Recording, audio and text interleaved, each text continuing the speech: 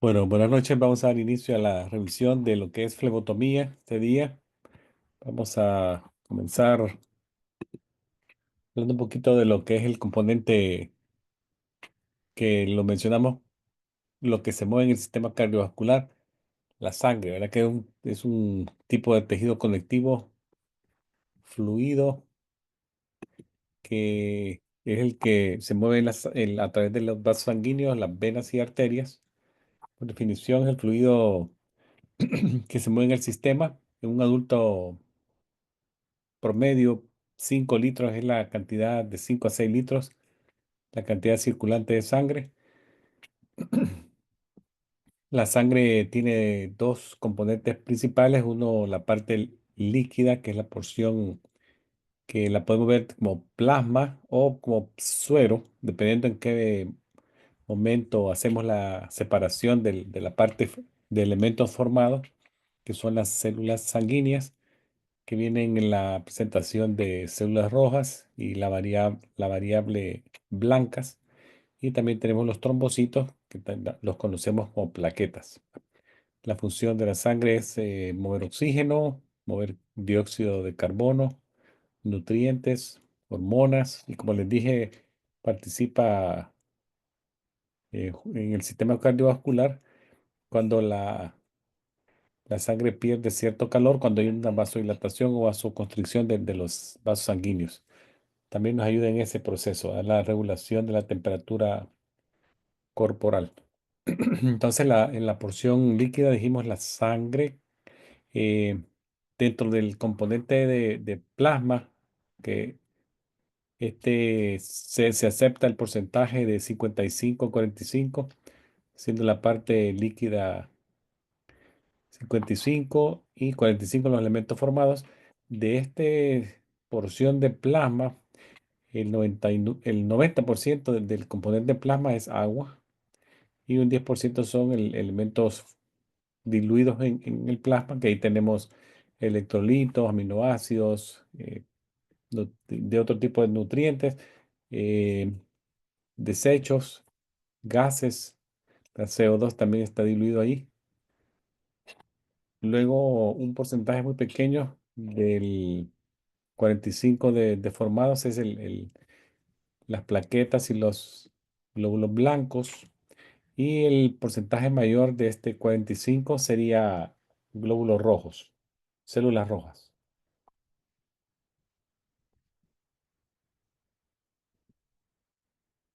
Ahora, la vida promedio de un glóbulo rojo adulto, ¿verdad? Es 120 días. Un glóbulo rojo en un niño podría andar entre 80 a 100 días en promedio.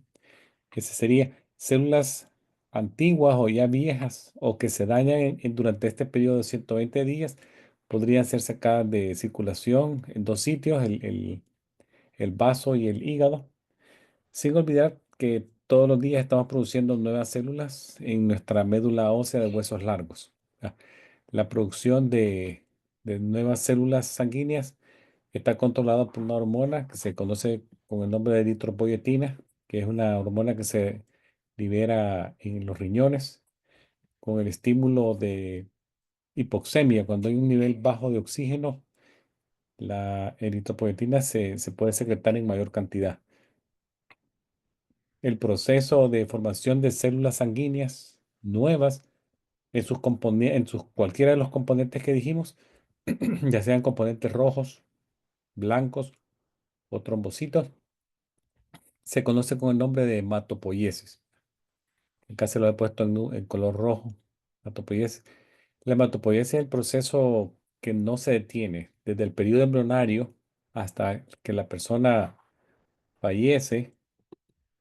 El proceso de hematopoiesis no cesa, ¿verdad? Es un desarrollo a través de nuestra vida, y lo que sucede al final, cuando algunas alteraciones que puede suceder en el momento de geriátrico del adulto mayor, es que la producción puede ser que baje en porcentaje, pero no deja de existir el proceso de formar nuevas células. Ahora vamos a ver la diferencia entre lo que es el suero y el plasma. El suero y el plasma, los dos son porciones líquidas de la sangre que permanecen una vez que las células se separan de la parte fluida. Pero es ahí donde termina la similitud que tienen ambas, ya que el plasma, por ejemplo, si lo vemos en este dibujo de la mano izquierda de su pantalla, vamos a ver que es la parte líquida que permanece cuando hemos prevenido que se formó un coágulo previamente. Y la única forma de prevenirlo es añadiendo aditivos en el tubo. Si agregamos aditivos que inhiben la formación de un coágulo, cuando los separemos en la centrífuga vamos a obtener plasma. En la otra circunstancia de la derecha, en el dibujo acá, van a ver que el suero siempre es la porción líquida que va a permanecer después que la sangre se separa en la centrífuga, pero en esta ocasión no se previno la formación de un coágulo, sino que se forma un coágulo y luego cuando ya se separa a través de la centrífuga, la parte líquida con la parte sólida, vamos a ver que el suero es el que nos va a resultar de esa separación de elementos formados y fluidos. En este caso, el suero no contiene ya células rojas, ya las separamos. Igualmente no contiene factores de coagulación que se utilizaron. Muchos laboratorios utilizan para sus pruebas de análisis suero.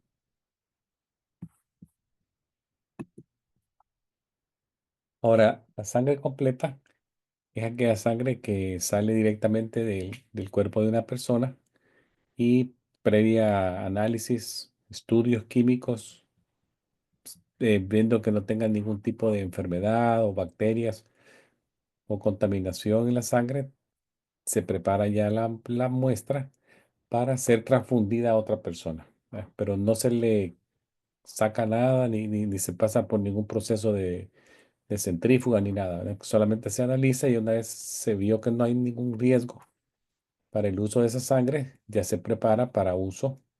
Se pone en una bolsa, se identifica de qué tipo es la sangre, A, B, ABO, AB, y si es un RH negativo o un RH positivo. Ya una vez eso está listo, ya se le pone su fecha de vencimiento y ya lista para ser utilizada por otra persona para una transfusión. Vamos a ver la flebotomía actualmente, que es una práctica que se lleva a cabo para obtener sangre de un paciente. Se necesita para monitoreo de enfermedades o control de enfermedad, para el diagnóstico de enfermedades también o condiciones, no necesariamente enfermedades, sino que no enfermedades de tipo bacteriano o virales, sino de metabolismo.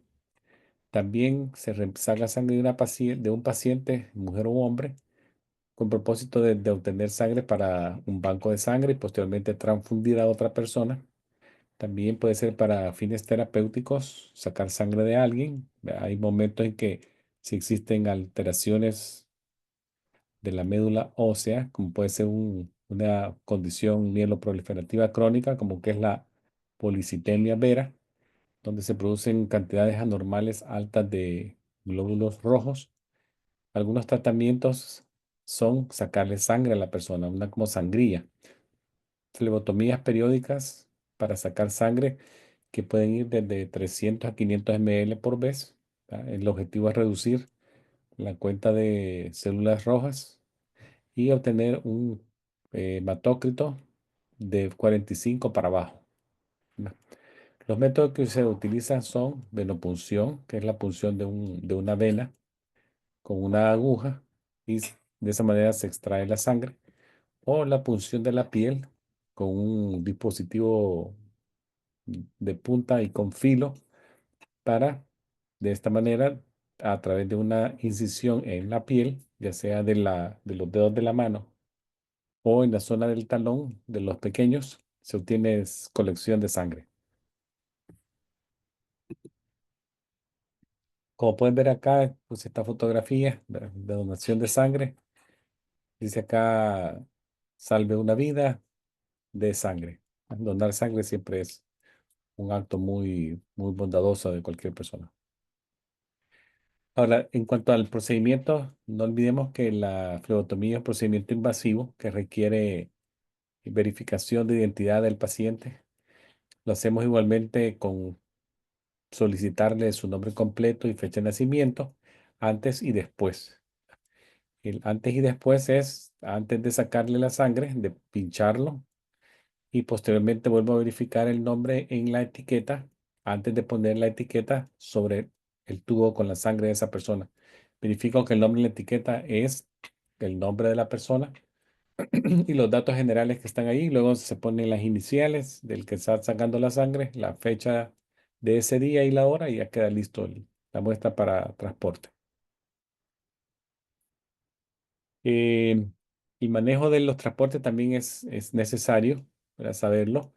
Algunos métodos van a requerir que se envíen rápido, inmediatos, urgencia.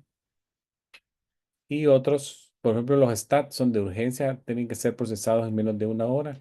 Luego están los de as soon as possible, lo más pronto posible, por lo menos puede ser de 3 horas. Y algunos de rutina que no tienen mucha prisa, ¿verdad? Algunas muestras también tienen que transportarse en temperaturas frías, otras en temperaturas normales, que no importa.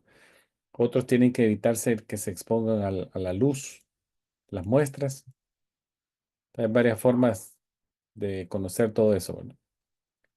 Ahora, antes de llegar a lo que es la identificación de los tubos por el color, déjenme recordarles que el flebotomista actualmente puede trabajar en varios sitios, por ejemplo, en hospitales de atención aguda, por ejemplo, esos urgent care necesitan flebotomistas. Hospitales de especialidad, hospitales que son del área rural, áreas de emergencia. También áreas ambulatorias, como pueden ser diferentes clínicas comunitarias, departamentos de salud, prisiones de los estados, centros de diálisis, hospicios, ¿verdad? Hogares de atención asistida a los adultos mayores necesitan flebotomistas. Centros de rehabilitación también necesitan flebotomistas. Entonces, ustedes ven, hay muchos lugares donde un flebotomista puede ejercer profesionalmente y desarrollarse de esa manera, ¿verdad? Siempre el otomista debe ser muy hábil, comunicándose con los pacientes, haciéndose entender, eh, usando las técnicas que les mencioné el otro día, técnicas de comunicación terapéutica, utilizar términos sencillos de entender, darse a entender sin ninguna terminología médica. Y también hay que conocer los aspectos legales de realización de procedimientos invasivos, lo que les dije, obtener el consentimiento informado de forma verbal y posteriormente se hace en forma escrita. Eso lo vamos a hablar con más detalle el día jueves cuando hablemos de la HIPAA, los consentimientos informados. Otra cosa que hay que diferenciar es la certificación que se obtiene de un flebotomista y que lo hace diferente de una licencia, ¿verdad? La certificación del flebotomista básicamente es un documento que lo da una agencia no gubernamental, sino en este caso, en el caso de usted, va a ser la ANCA. Es algo que algunas veces puede requerirse de forma como un requisito de la posición, o en algunos casos puede ser voluntario tenerlo, pero como les dije, el que lo tiene una ventaja sobre el que no lo tiene. Requiere en algunos casos entrenamiento especial o pasar un examen. Usted va a pasar un examen y posteriormente, si se deciden hacer las horas clínicas de pasantía, mucho mejor, ¿verdad? Ahí entonces ya sería el complemento. Vamos a ver ahora lo que son la identificación de los tubos por el color de la etiqueta. Entonces, eh, los análisis de sangre requieren muchas veces la presencia de un químico, un aditivo en su interior para obtener valores óptimos. Entonces, estos químicos o aditivos en, en muchos tubos van a hacer eso, de preparar la muestra o mantenerla lo más eh, cerca posible de la realidad. Por ejemplo, en el tubo gris, ya vamos a hablar, hay una sustancia adentro de ese tubo gris que es para mantener la glucosa más estable, que dure más. Entonces, los aditivos que se ponen en los tubos es para eso, ¿verdad? Mantener los niveles de los químicos en la sangre lo más cercano a la realidad posible, como cuando salió del cuerpo de esa persona. Entonces, eso es lo que hacen los aditivos. La identificación de los aditivos se puede hacer de una manera bien fácil viendo el color del tapón. Si ustedes ven acá, todos los tubos van a tener un tapón y un color característico. Entonces, conociendo el color, sabe uno más o menos qué está adentro y para qué pruebas sirven. Entonces, por ejemplo, algunos de los aditivos que van a escuchar van a ser, por ejemplo, uno que se llama ETA, otros sodio citrato, algunos geles separadores de suero, heparina es otro que se va a ver en el otro sodium fluoride. Algunos tubos de cultivo de sangre también tienen medios de cultivo como para mantener al microbio en la sangre de esa persona más tiempo y que alcance a llegar viable al momento que se va a sembrar en una placa de cultivo. Bueno, entonces, vamos a empezar hablando de lo que es el tubo rojo, el tapón rojo. Este tubo no requiere anticoagulante. Se utiliza comúnmente para pruebas químicas y determinaciones químicas y utiliza suero como fluido de análisis, ¿verdad? Ahí tenemos factor reumatoideo, análisis de la amilasa, cortisol, ácido úrico, digoxina, la prueba de RPR, que es la de sífilis, el, el péptido C, el análisis de los niveles de insulina, también para pruebas de banco de sangre y procedimientos, es el tubo rojo. Algunos de estos, no es de que se lo tengan que memorizar los cuáles son, pero para que lo vayan conociendo, les voy a ir mencionando algunos de ellos para que vean en qué situaciones se utilizan algunos tubos. El tubo celeste, este utiliza el aditivo citrato de sodio, el sodium citrate, al 3,2%. Si ustedes ponen atención, casi al ver la parte superior de la etiqueta, van a ver el aditivo bien fácil. Acá todo lo traen ahí escrito. El tubo celeste comúnmente se utiliza para pruebas de coagulación. ¿Ya? Ahí tenemos, por ejemplo, el PT, PTT, la actividad de factores, el fibrinógeno, el dímero D. Eh, por ejemplo, el PT se utiliza, es el tiempo de protrombina, se utiliza para medir y tener una idea más o menos en qué nivel está actuando, por ejemplo, la warfarina. Hay un promedio internacional que se conoce como INR, que se utiliza mucho para un cálculo que se utiliza para ver si se aumenta, se deja igual o se disminuye la dosis de la warfarina. Entonces, donde se procesa el análisis es un tubo celeste. El dímero D, que es otro análisis químico, se utiliza para descartar presencias de coágulos serios en las personas, como podrían ser un embolismo pulmonar, un infarto al miocardio, por ejemplo. Luego tenemos el tubo de color lila o morado, que este tiene el aditivo ETA, este nombre larguísimo que ven acá. Lo han hecho chiquito, lo han achicado con el ETA. Este lavanda comúnmente se utiliza para pruebas de hematología. Ahí tenemos la cuenta completa de sangre, plaquetas, reticulocitos, hemoglobina y hematócrito, eritrosedimentación que se utiliza para descartar procesos inflamatorios en el cuerpo. El BNP, que sería el péptido natriurético cerebral que se utiliza para pruebas de descartar retención, estados de aumento de líquidos, como podrían ser las congestiones cardíacas, insuficiencias cardíacas congestivas. El directo de COMS es otro. Luego tenemos el rosado que también utiliza el aditivo ETA. Este se utiliza para pruebas hematológicas igualmente. Tipeos IRH, muestreo de anticuerpos, pruebas cruzadas, pruebas de ROGAM, otra que se utiliza bastante, que es el análisis básicamente de la sangre fetal y materna en busca de muestreo de anticuerpos en la madre, ¿verdad? Se utiliza para detectar sensibilizaciones de pacientes que son RH negativos, que se pueden sensibilizar cuando tienen contacto o exposición a una sangre que es RH positiva. durante un momento de una transfusión sanguínea o durante el parto de la señora.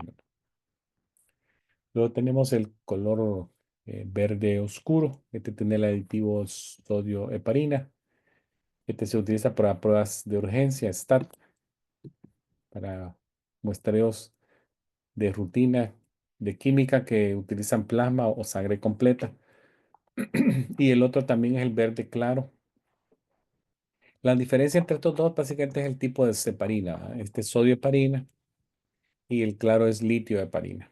Pero básicamente las pruebas casi son las mismas que utilizan para químicas de rutina que requieren plasma o sangre completa. Ahí va el amonio, lípidos paneles, el panelo lípido, el lípido, el análisis que llevan algunas pruebas que se condensan en grupos, se conocen como paneles o perfiles. Ya les voy a mencionar algunos más adelante. El último tenemos el gris.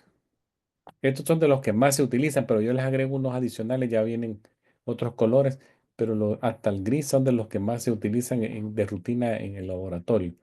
Este tiene dos aditivos, el sodium fluoride, que es el antiglicolítico, y el oxalato de potasio, que es el anticoagulante. Se utiliza para pruebas de glucosa, tolerancia a la glucosa en ayunas, no, glucosa al azar, también para la medición de ácido láctico. El gris o el camuflajeado, el gris rojo o el negro rojo, camuflajeado es otro que se ve bastante. Este tiene un separador de suero, se utiliza comúnmente para químicas y pruebas de inmunología y en los perfiles básicos y en los completos. Como les dije, algunas muestras se van a agrupar dependiendo de la intención de análisis. Por ejemplo, los perfiles tenemos metabólicos completos, metabólicos básicos. Si ustedes ven este completo, ya tiene análisis de pruebas del hígado, ¿verdad? Hígado. Luego tenemos de lo que es el riñón, función renal, la creatinina. Tenemos electrolitos, la glucosa, ¿verdad? Proteínas totales. Y también tiene el porcentaje de filtración glomerular estimado. Luego tenemos el perfil electrolítico, el perfil hepático, donde vamos a encontrar las transaminasas, las bilirrubinas directas, indirectas y totales. Luego el perfil lipídico, donde va el colesterol, el triglicéridos, HDL, LDL. El perfil tiroideo, donde vemos el TSH, que no se ve acá. Sería el TSH y el T3, T4 libre. Entonces, cuando se agrupan con una intención de análisis, se llaman perfiles. Acá está otro, este se utiliza menos, se los pongo para, más que todo para información, el azul oscuro, que también tiene el aditivo ETA, este se utiliza para análisis de elementos trazas de metales, como pueden ser el plomo, y también para el análisis de drogas terapéuticas y toxicológicas. Ahora, cuando se ordene un sangre para cultivo de la sangre, que se puede hacer en casos de que se sospeche una contaminación y multiplicación de infecciones a nivel de la sangre, como puede ser la sepsis, que sea una infección ya más severa, no en una área del cuerpo, sino que ya sistémica, circulando a lo largo y ancho del cuerpo. Cuando se van en cultivos de sangre, las botellitas de cultivos de sangre tienen en la parte inferior los medios de cultivo que tienen la intención de mantener como les dije, al microbio o microorganismo vivo hasta el momento que sean sembrados en las placas. ¿No? Tenemos botes aeróbicos, anaeróbicos y hay unos de color amarillo que son los pediátricos. También ellos tienen límites máximos de sacada de sangre, hasta donde se tiene que llenar de sangre. En los adultos anda por 8 a 10 ml y en los niños hasta 4 ml. Entonces, la técnica de la sacada de sangre, fleotomía normal, es una técnica limpia. Los guantes no tienen que ser estériles, pero en una sacada de sangre para cultivo sí la técnica es estéril. Lleva un poquito más de preparación Los guantes obligatoriamente tienen que ser estériles y la técnica tiene que ser bien cuidadosa para sacar la sangre para el cultivo de la sangre. Ahora, también hay un orden que se utiliza para sacar de la sangre. Entonces, el uso del orden correcto es bien importante en la venopunción, ya que establece, hay un instituto regulador de estándares de laboratorios clínicos que establece que si se respeta este orden, se disminuye la posibilidad de contaminación cruzada de los aditivos con la sangre de los tubos. Por eso es que el orden es el siguiente, aquí se los pongo. Por ejemplo, el número uno, si hay una orden de cultivo de sangre, ese es el uno. Pero digamos que no hay una orden de cultivo de sangre, entonces el celeste se convertiría en el primero, ¿verdad? Pasa a ser el primero. Tubos con sodio citrato o el celeste, número uno en ese caso. Le seguirían los tubos de suero, que incluyen aquellos que tienen activador de coágulo o presencia de gel. Ahí tenemos el rojo camuflajeado, el tapón dorado. Luego vendrían los tubos de parina con o sin gel. Los dos colores verdes, el verde claro y el verde oscuro, sería el número, aquí aparece con el número 4, pero sería el 3 si no hay cultivo. Luego seguirían los tubos ETA con o sin gel, que sería el lavanda o el morado, el rosado, y luego vendría el de con inhibidores glicolíticos, donde tenemos el del sodium fluoride y el potasio oxalato, ¿verdad? Que sería el tapón gris. Este es el orden que lo ha establecido lo que se llama la CLSI o el Instituto de Estándares de Laboratorios Clínicos. Ahora, el equipo de venopunción, vamos a verlo acá. Entonces, el equipo de venopunción es bien universal, que lo conozcan. Están los tubos evacuadores de sangre, que son aquellos que tienen lo que les dije, los tapones de colores, tienen una presión negativa en su interior y cuando hay una inserción de una aguja, como en este dibujo acá, ellos tienen la acción de como de succionar, ¿verdad? Como que fuera una aspiradora. Entonces, tienen las agujas, esta doble punta, una penetra el tubo y la otra punta penetra la piel del paciente. Acá.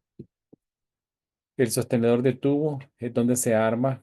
Ponemos la aguja acá, la armamos y luego el tubo sería, se introduce en la parte inferior. Ya vamos a ver un video y van a ver todo esto en acción. Luego tenemos los equipos de protección personal, los torniquetes, los alcoholes para limpiar, los guantes limpios y estériles, las gasas y las curitas. Vamos a ver también que en algunos casos hay unas bandejas más pequeñas donde pueden andar como lo de choque, ¿verdad? Lo que se ocupa para versiones individuales. Vamos a ver ahí entonces van a ver ahí el torniquete, que es del número 7 el torniquete que sería una bandita elástica, usualmente de media, 1 pulgada de ancho y 15 de largo, que se utiliza una por paciente con el objetivo para hacer la venopunción más fácil y hacer las venas más visibles y que no cueste mucho agarrarla. Luego tenemos los tubos, ¿no? Aquí número 2 los Vacutainer, que ustedes ya los vieron, en base a colores, códigos de colores. Eso nos da la presencia del aditivo en el interior de cada tubo. Luego tenemos las agujas, que en este caso sería aquí la número 5 es una aguja con alas de mariposa, acá les dicen alitas de mariposa o alada, pero también pueden estar individuales como esta que están acá. La que se ocupa para venopunción es la número 21, pero existen agujas de todo calibre, ¿verdad? Tenemos la 22, 24, estas agujas de mariposa son 25. También tenemos jeringas. Hay algunas jeringas que son individuales que se utilizan para sacar la sangre para los cultivos de sangre, ¿verdad? Y luego, posteriormente, esa sangre que sacó la jeringa se traslada al botellón de cultivo. También tenemos el alcohol, aquí número 8, la gasita 2x2, el tape. que están en en esta bandeja, ¿verdad? Para la punción capilar o en los dedos, casi es el mismo equipo, pero todo más pequeñito. Vamos a ver lancetas de punción de piel, alcohol, limpiadores, gasitas 2x2 también, guantes limpios, las micropipetas, las laminillas para hacer frotis periféricos, ya los vamos a ver cómo se hace. También y sellantes de las laminillas, ¿verdad? No, sellantes estas micropipetitas que se van a ver por acá. Estas son los capilares, los tubos de capilar y se sellan las puntas con sellantes como de plastilina. Aquí les muestro los diferentes tamaños de las agujas. Los números inferiores, por ejemplo, 16, 18 son agujas gruesas y los números superiores, 25, 26 hasta el 30 son agujas bien finas. La punción de vena, la ideal sería la número 21, la que se usa. Algunas precauciones que hay que tener al momento de hacer una venopunción. Recuerden que el flebotista debe tener mucho cuidado, proteger su rostro, proteger su mucosa ocular, utilizando de preferencia unos goggles como estos que ven acá, guantes limpios, si es posible utilizar una gabacha blanca, abotonada. El paciente debe estar por su seguridad sentado en una silla de 90 grados de respaldo, los pies planos en el piso, eh, tiene que estar tranquilo, su brazo apoyado sobre una superficie sólida. Si es un niño pequeño, puede estar sentado en las piernas de su abuelita, su mamá o la persona que lo llevó. Si es un niño más pequeño, este niño tendrá unos sus 4 o 5 años, pero si fuese más pequeño, más de menor edad, podría estar acostado en una como camilla, ¿verdad? Precisamente aquellos que se les va a hacer punciones de los talones para que no se vayan a mover. Es importante eso, que colaboren, que movilizar a los niños, sus manos, si es posible. Algunos lugares tienen dispositivos que se pueden utilizar para la punción, para tener una buena precisión en la técnica y evitar provocar alguna lesión durante el procedimiento. Ya si son niños más grandes, ya ellos entienden más, pero se puede estar sentado o acostado si fuese el caso, sujetar con suavidad el brazo del niño o la mano donde se va a realizar la punción. Si es la punción capilar, se utiliza el tercero y cuarto dedo, como lo ven en este dibujo, ¿verdad? Tercero y cuarto dedo, en los bordes laterales, ¿verdad? Y tratando de evitar pinchar el centro de la porción distal de la falange distal, la porción media o la punta para evitar pinchar el huesito acá, ¿verdad? Se hace la parte lateral o medial, dependiendo de qué mano es. Pero siempre buscando una zona de piel, ¿verdad? Una zona de carnosidad acá. Si es en los talones, se utiliza la región plantar del talón, la región plantar, y las zonas laterales igualmente, ¿verdad? Evitando pinchar en la parte media para no pinchar el calcáneo. Usualmente los pies de los niños son bien gorditos, probablemente no sea muy difícil pincharles una zona vascularizada y que sea bien como de tejido blando. Los piecitos son usualmente bien gorditos y es más fácil, pero tiene que ser la región plantar, no lateral. Plantar en sus áreas laterales o mediales, dependiendo del lado que veamos qué pie estemos utilizando. Algunos transportes hay que hacerlos protegidos de la luz. Por ejemplo, análisis de bilirrubina, caroteno, vitamina A, B1, B12, B6, vitamina E, folatos. Utilizan protección de la luz. Ya existen unos tubos color ámbar que aminoran la cantidad de rayos de luz que pueden llegar a la muestra. Se colocan en el interior acá, ¿verdad? Pero si no hubiese, se puede improvisar colocándole papel aluminio en la zona transparente del tubo. Como diríamos ahí, algo es mejor que nada, ¿verdad? Se utiliza papel aluminio, se sella completamente para el transporte, para que no se exponga la sangre a la luz. Ahora, cuanto a la anatomía del brazo, para hacer un poquito de refrescamiento de anatomía, vamos a ver que este dibujo nos presenta una mano con la palma hacia el frente, ¿verdad? En la posición anatómica normal, así lo describe, la palma viendo hacia el frente.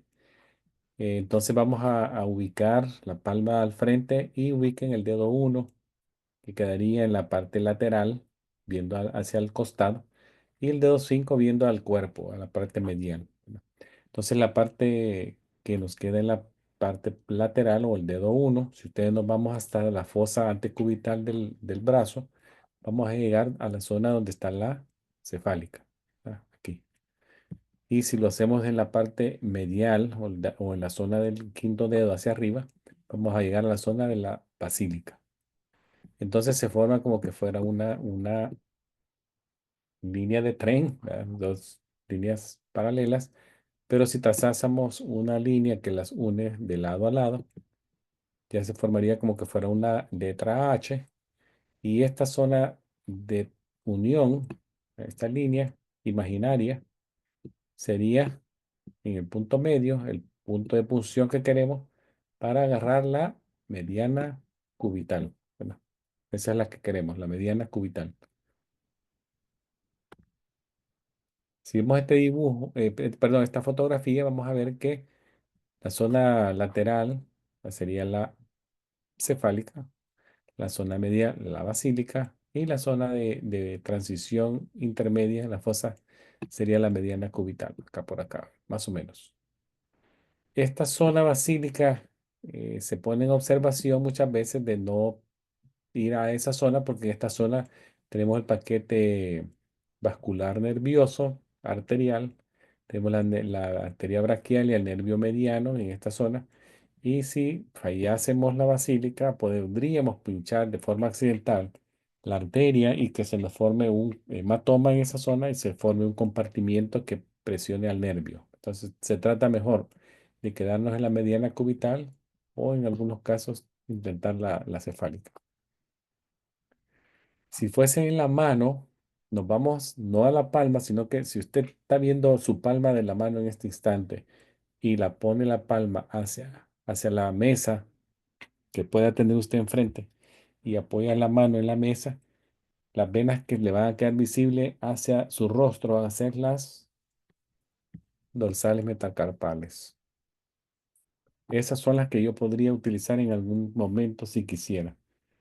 No puedo utilizar las venas de los dedos, las digitales, no, ni las venas de la muñeca, que sería en este caso cefálica y basílica nuevamente, solamente las metacarpales dorsales se pueden utilizar. Por aquí les pongo una fotografía que se ve un poquito mejor. Acá, mírenla. Están canalizando una vena dorsal metacarpal con una aguja número 25, ¿verdad? Adherida a un dispositivo de ala de mariposa, y están sacando la sangre. Vamos a ver este video que es muy interesante. Véanlos. Van a ver tres situaciones. La primera, donde la flebotomista le saca sangre con una orden de un solo examen. Luego la parte media es una flebotomista que comete muchos errores. Véanlos también qué errores detectan ustedes que comete ella. Y por último tenemos la flebotomista sacando una orden con varios tubos.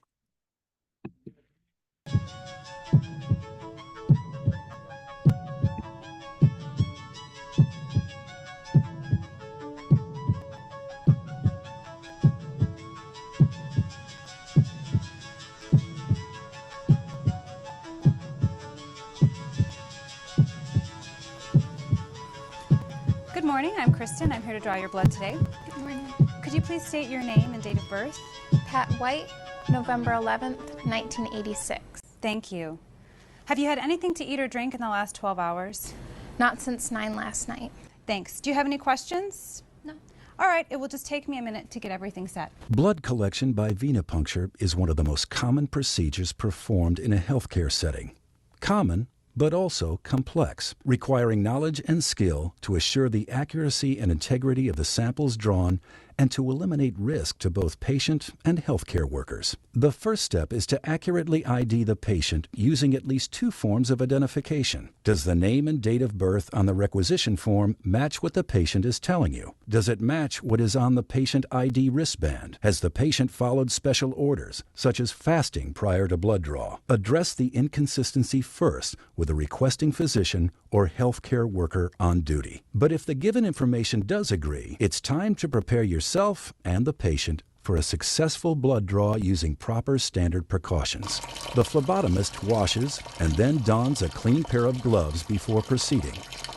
Make sure alcohol prep pads, gauze, tape, the correct gauge needles, and required evacuated collection tubes are within easy reach for you, but out of the reach of the patient. Then speak reassuringly to the patient as you position him for the draw. I'm all set here. If you'd please straighten your arm. It'll just take a moment while I apply the tourniquet. Applying a tourniquet slows the flow of blood in the veins and increases venous filling, thus making the veins more prominent, easier to locate, and easier to enter. However, leaving the tourniquet on for longer than 1 minute may affect laboratory test results and should therefore be removed and reapplied if the procedure will take longer than 1 minute. Use your fingertip to palpate the antecubital fossa to locate the median cubital vein. Palpation helps determine the direction of blood flow in the vein, to gauge the vein size and depth, and to estimate its tendency to roll. It also helps differentiate veins from arteries. Unlike veins, arteries have thicker feeling walls and are more elastic to the touch. Use an alcohol prep pad to cleanse the skin around the site. In a fluid, circular motion, swab from the center to the periphery of the site, being careful not to drag the pad back across the cleansed field. Let the area air dry. This prevents contamination of either the patient or the specimen. Grasp the patient's arm firmly with your hand, placing your thumb approximately 2 inches below the intended puncture site. With your thumb, pull the skin taut over the vein to help anchor it in place. Then let the patient know you're ready to make the puncture so the patient won't startle and jump. You'll feel a slight pinch. Position the needle bevel side up and line it up with the vein. Position the needle so that it forms a 30-degree angle with the surface of the arm. With a single, short but firm motion, swiftly insert the needle through the skin and into the vein. Push the evacuated tube onto the needle when the needle enters the vein. As the vein aligns with the needle, blood will begin to move out of the vein up into the needle. Maintain a constant, slight forward pressure on the end of the tube. The evacuated tubes are color-coded based on their additives. Know the types of additives and which color tubes are to be drawn based on requisition. As soon as blood begins to flow into the collection tube, instruct the patient to open his hand and remove the tourniquet from his arm. Removing the tourniquet allows the blood to return to its normal rate of flow through the vein and helps reduce bleeding at the puncture site. A gentle mixing by inversion at least 8 times is required to ensure that any additives in the tube are incorporated into the blood sample. We're almost finished here. Are you doing okay? Fine.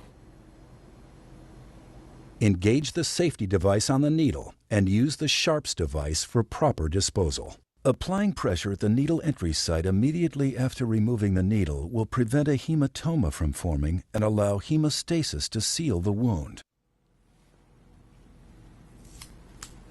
Please keep pressure on the gauze pad for several minutes to ensure that the blood flow stops. In this illustration, you can see formation of the platelet plug and the fibrin clot. Applying pressure at the needle entry site immediately after removing the needle will prevent a hematoma from forming and allow hemostasis to seal the wound. In this illustration, you can see formation of the platelet plug and fibrin clot. Apply the ID label on the filled evacuation tube and store it for transport to the lab. The label must include at least the patient's ID number, full name, date of birth, and today's date. Using standard precautions, dispose of needles in a Sharps container. Dispense of all other used non-sharp materials, including used gloves and gauze pads, in an approved trash receptacle.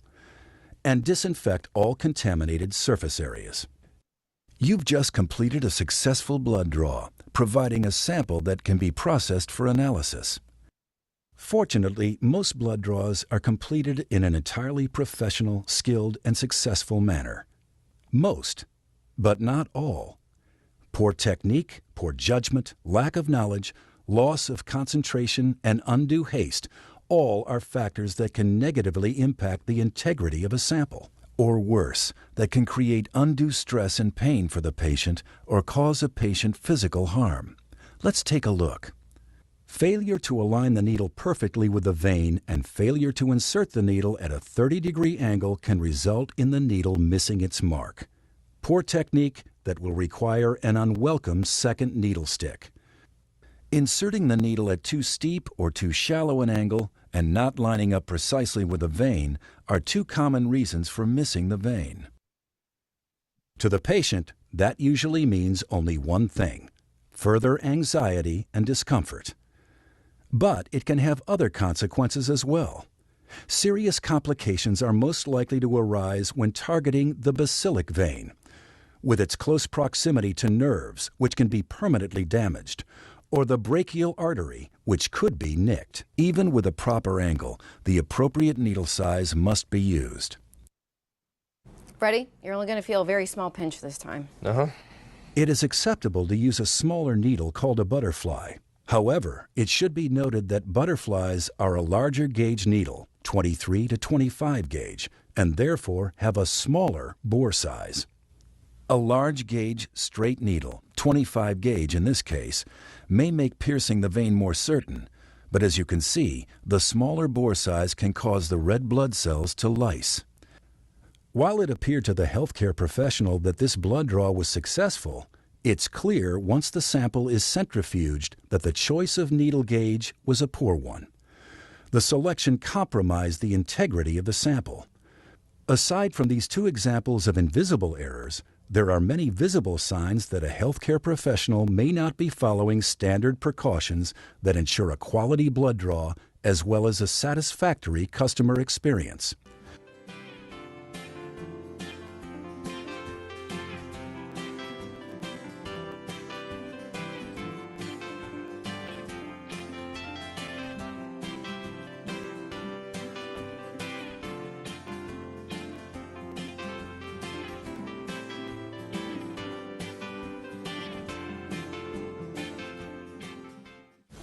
All right, you're good to go. That's it? Yeah, I just need to put some tape on it.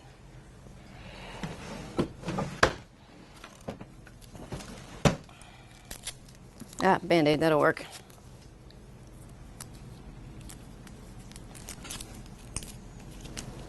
What about this? Oh.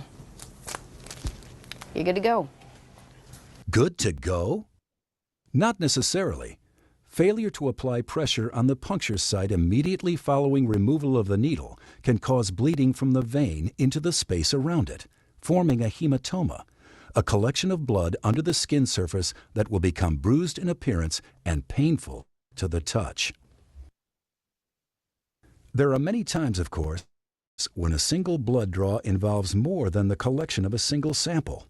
You may be required to collect as many as 10 tubes in a single draw, and this requires even greater skill and careful planning to complete successfully. Two keys to a successful multiple tube draw must occur in the planning stage. You need to determine which gauge needle will be appropriate for all tests being requested, and you need to plan the order of the draw to assure the integrity of all samples. But your technique should remain the same. Let's take a few moments to review. Position the needle bevel side up and line it up with a vein. Position the needle to form a 30-degree angle with the surface of the arm. With a single short but firm motion, swiftly insert the needle through the skin and into the vein. Push the evacuated tube onto the needle when the needle enters the vein. As the vein aligns with the needle, blood will begin to move out of the vein up into the needle. Maintain a constant, slight forward pressure on the end of the tube to prevent release of the shutoff valve. As soon as blood begins to flow into the collection tube, instruct the patient to open his hand and remove the tourniquet from his arm. Removing the tourniquet allows the blood to return to its normal rate of flow through the vein and helps reduce bleeding at the puncture site. When performing a multi-tube draw, it is important to follow the correct hospital-mandated order of draw. Blood cultures are always drawn first. However, in a routine venipuncture, a light blue tube should be drawn first, followed by a red top, gold, green, lavender, and gray. We're almost done here. This is the last tube I need to draw. When will I know the results? I'm kind of anxious about them. Your samples will go over to the lab today, and your doctor will notify you after the results are in. You don't see them? No, I don't. The samples that we draw today are tested by laboratory professionals who relay those results directly to the physician. My responsibility is to assure the quality of the samples I draw so that the results your doctor receives are both accurate and meaningful. The level of quality and integrity of the samples the laboratory receives is dependent upon the level of skill, knowledge, and professionalism of the phlebotomist. A big responsibility, but one that can make a real difference in the lives of your patients.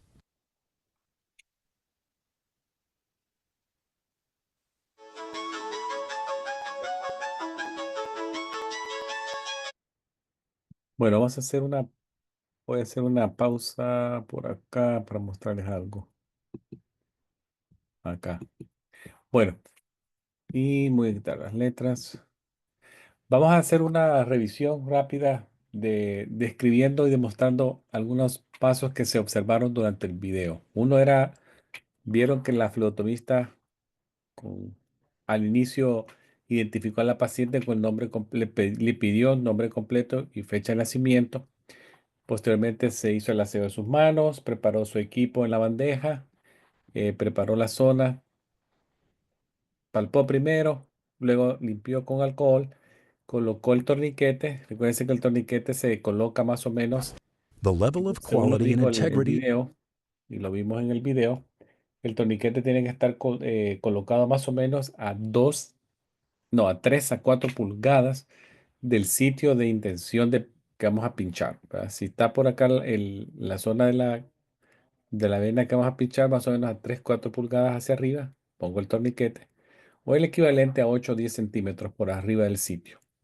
El ángulo de entrada, también lo mencionaba el video, tiene que ser en un rango de 15 a 30 grados de ángulo, con el bisel de la aguja.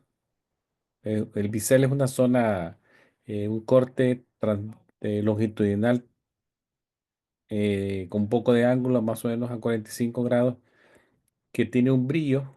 Ese tiene que estar el bisel hacia arriba, o bevel up en inglés. El ángulo hacia arriba, 15 a 30 grados, y entra la aguja, ¿verdad? El torniquete tiene que retirarse a máximo después de un minuto, no dejarlo más. Y observen también el orden de los tubos que dijimos. Si hay un cultivo, ese sería el número 1.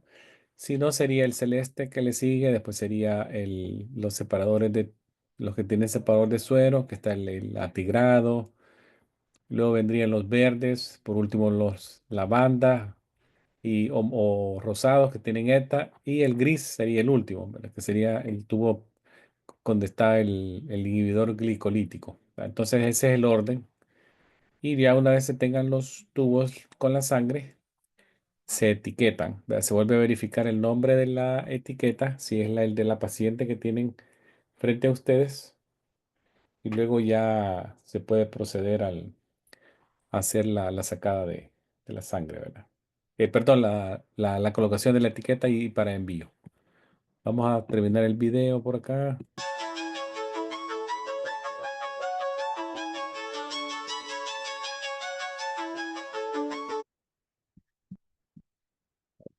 Acá.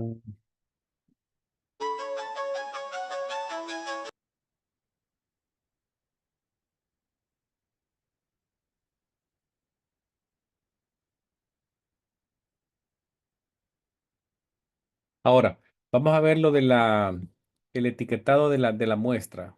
¿Cómo lo vamos a hacer? Vamos a ver. El etiquetado de la muestra es bien importante que tengamos plena identificación de la muestra con los datos correctos del paciente. O sea, muchas de las etiquetas tienen la capacidad de ser leídas por un escáner. Si usted ve, tiene barras acá. El registro electrónico se puede hacer un muestreo bien rápido. Básicamente, lo que hay que hacer es que el asistente médico solamente tiene que responsabilizarse de validar la información contenida en estas etiquetas, que es la del paciente, antes de colocarla sobre el espécimen que recién se colectó. Muchos registros electrónicos médicos producen sus propias etiquetas con la información de los pacientes. Entonces solamente hay que ver que todo esté en orden, ¿verdad? Que esté el nombre del paciente, que se vea la fecha de nacimiento. Va a tener una zona donde está la fecha de la colección de la muestra, la fecha del día que se coleccionó, la hora. Luego ya verificado eso y que se colocó la etiqueta en el tubo, solamente se ponen las iniciales del técnico o del asistente médico como flebotomista y ya queda todo listo para ser enviado para el análisis, ¿verdad? La etiqueta se va a colocar en forma longitudinal, dejando un espacio aproximado de 1 centímetro desde el borde donde está el color del tapón hasta el inicio de la etiqueta. Longitudinal, bien estiradita, que no quede ninguna arruga en eso para que se pueda leer bien.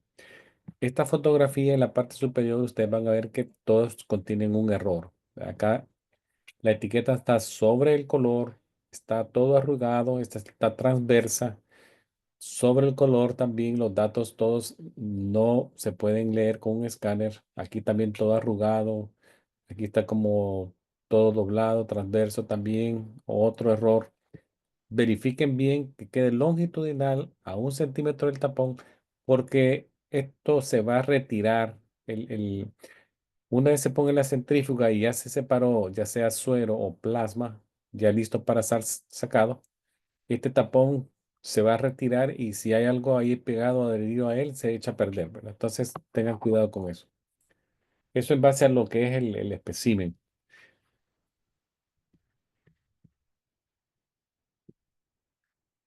Ahora, el tiempo del torniquete lo dijimos, menos de un minuto. Esto nos va a ayudar a que no se hemoconcentre la sangre en la zona y que no va a haber salpicadura de sangre si se saca de forma abrupta de la vena.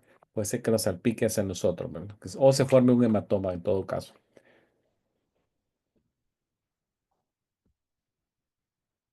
La posición del paciente ya la mencionamos hace un momento. Dijimos que el paciente debe estar sentado en la silla de flebotomía con sus pies apoyados al piso, el brazo apoyado en una superficie rígida.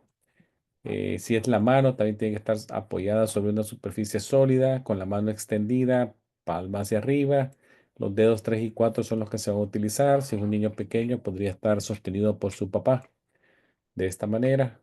Si es un niño más pequeño todavía, un recién nacido o un pequeñito lactante, podría estar sobre una superficie firme también, sostenido su pie hacia esa superficie firme y con la observación de que el torso tiene que estar ligeramente en posición arriba de la posición del talón.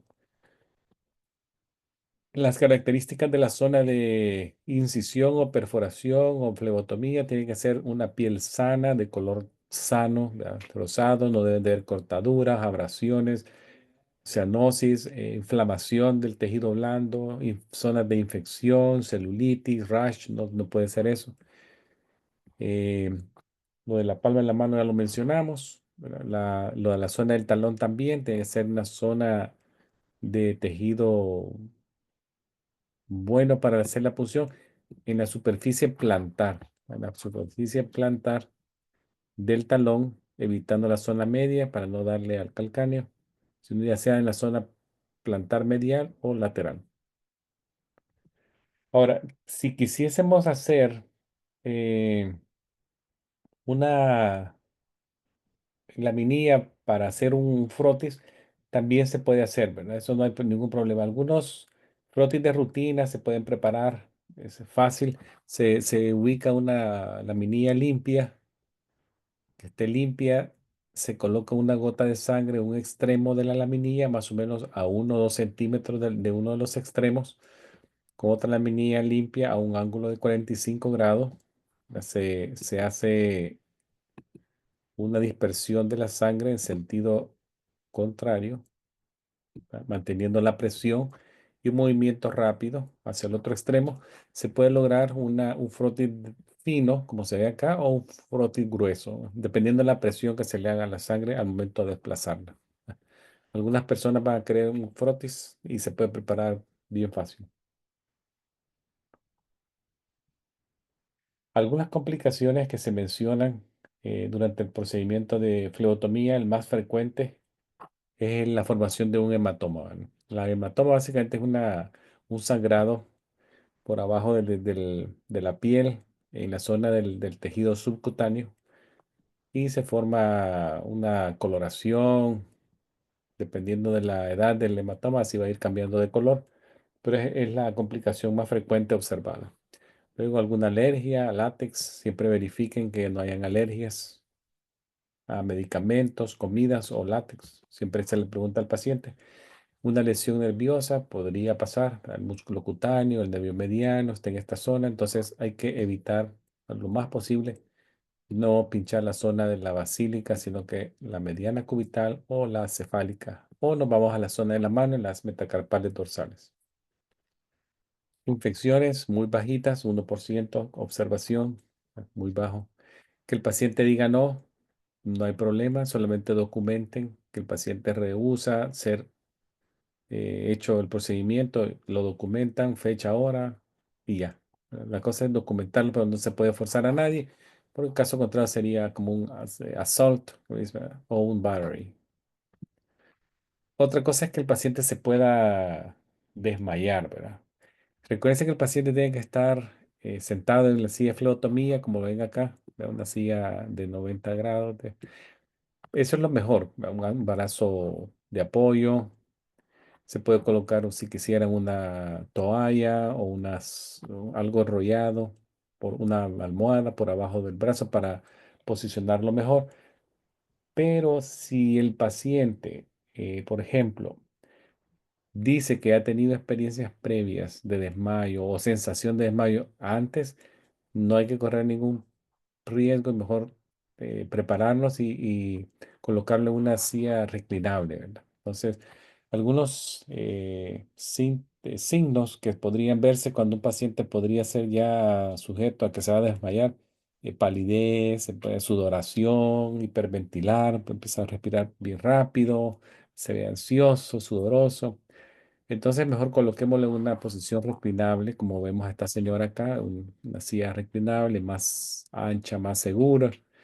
Pero si el paciente sufre un desmayo durante el procedimiento, no es su primera vez, no hay que entrar en pánico, ¿verdad? Acá regresamos.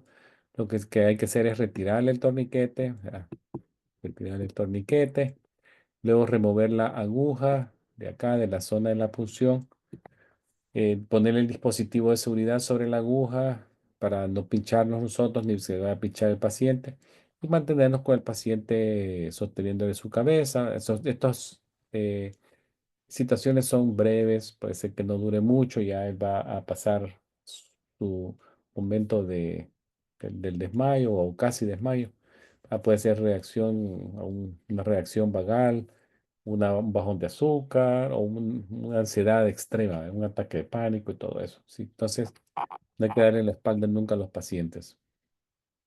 Otra cosa que podría pasar es que sangren demasiado, pacientes que se están anticoagulando con aspirinitas, con algunos de los eh, medicamentos que actualmente se están usando de coagulación directa, como pueden ser los Eliquis, Xarelto, todos estos que los anticoagulan por problemas de arritmias o riesgos de strokes, que están anticoagulados. Hay que preguntarles si están tomando algún tipo de anticoagulación para hacer presión más larga. Otra complicación es que se coloquen etiquetas equivocadas y muestras distintas a los pacientes. Ojo ahí, ¿verdad? O que un paciente tenga una línea endovenosa activa de un brazo. No lo podemos usar, pero si estuviesen los dos brazos utilizando línea endovenosa, pero la muestra se necesita sacar porque es urgente hacer el análisis, se puede hacer de un sitio por abajo de la línea, ¿verdad? Por decirle algo, eh, por decirle algo que este es el brazo y alguien tiene una línea puesta. Entonces, si yo tengo la oportunidad de hacer una punción más abajo, por ejemplo, en la zona de las dorsales metacarpales, podría utilizar esa zona, ¿verdad? La cosa es que si lo hago en la zona del endovenoso activa, puede ser que la sangre en esa zona esté muy diluida, a diferencia de la parte distal, que probablemente nos dé una muestra de sangre un poquito más concentrada y de mejor análisis. También, recuérdense si un paciente tiene una fístula arteriovenosa como un acceso para una hemodiálisis, que se ve muy típico en Estados Unidos y en cualquier lugar del mundo. Esa zona es oro para ellos, ¿verdad? Valiosa. Entonces no hay que tratar de hacer punchones en estas zonas. Pero los sitios endovenosos ya les expliqué, si no es posible hay que colectar la muestra por abajo del sitio endovenoso. También puede ser que una persona tenga un linfedema, ¿verdad? Un aumento del edema subcutáneo por una anomalía en el sistema de drenaje linfático, por cirugías en las zonas de las axilas, pacientes que han tenido cánceres de mama y que les operaron la zona axilar, tengan un problema de drenaje linfático, entonces no hay que hacer ese brazo.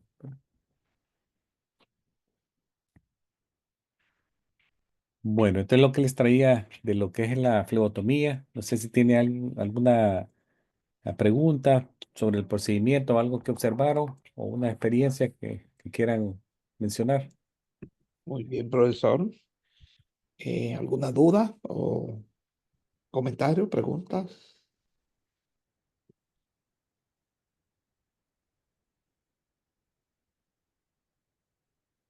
¿Tienen preguntas?